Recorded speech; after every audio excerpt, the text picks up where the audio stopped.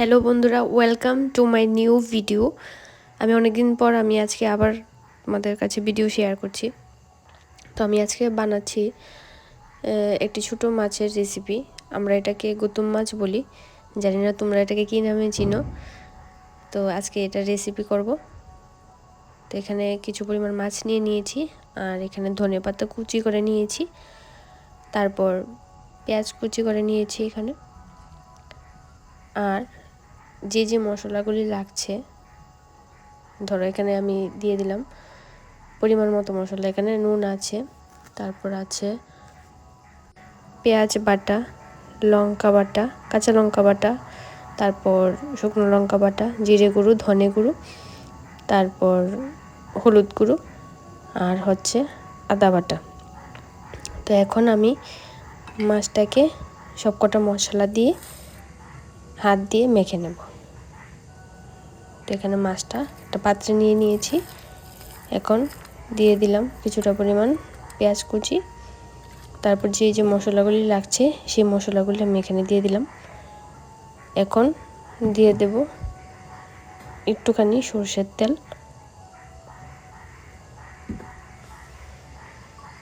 তারপর আমি মেখে নেব।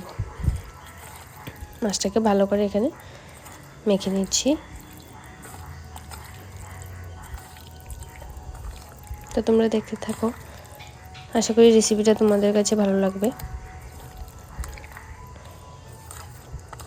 তো আমি এখানে মাছটাকে মেখে নিয়েছি। এখন আমি কড়াইতে তেল দিয়ে দেব, আর এখানে অল্প একটুখানি মেথি দিয়েছি সম্বারে, তারপর দিয়েছি পেঁয়াজ কুচি,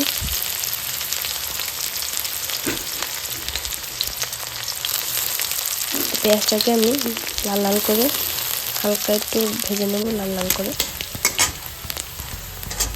এখানে পেঁয়াজটা ভাজা হয়ে গেছে। এখন আমি মাছটা দিয়ে দিলাম এখানে কড়াইতে। যে মাছটাকে ম্যারিনেট করে রেখেছিলাম মশলা দিয়ে, মাছটাকে নিয়ে এখন মাছটাকে ভালোভাবে ভেজে নেব। মোটামুটি ভাজা হয়ে গেলে তারপর জল দিয়ে দেবো এখানে। দেখো আমার এখানে মাছটা ভালো করে আমি এখানে কষিয়ে নিচ্ছি। মাছটা কষানো হয়ে গেলে এখানে আমি এতে যে পাত্রে মাছটা মেখেছিলাম ওই পাত্রে জল দিয়ে মশলার পাত্রটাকে ভালো করে ধুয়ে ওই জলটা আমি এখানে দিয়ে দেব।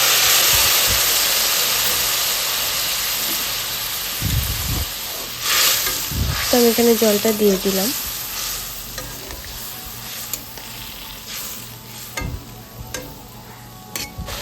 তো ঝোলটা দেখো ফুটে এসছে। এখন আমি যে ধনেপাতাগুলি কেটে রেখেছিলাম, এই কুচানো ধনেপাতাগুলো এখানে দিয়ে দেব। দিয়ে আর একটুখানি ফুটিয়ে নেব।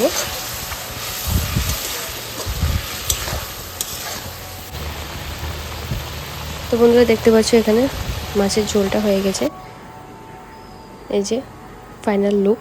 তো তোমাদের কাছে কেমন লাগলো তোমরা অবশ্যই কমেন্ট করে জানাবে। আর যদি ভালো লেগে থাকে তাহলে আমার চ্যানেলটাকে তোমরা সাবস্ক্রাইব করে দেবে। তো দেখা হচ্ছে আবার নেক্সট ভিডিওতে। টাটা।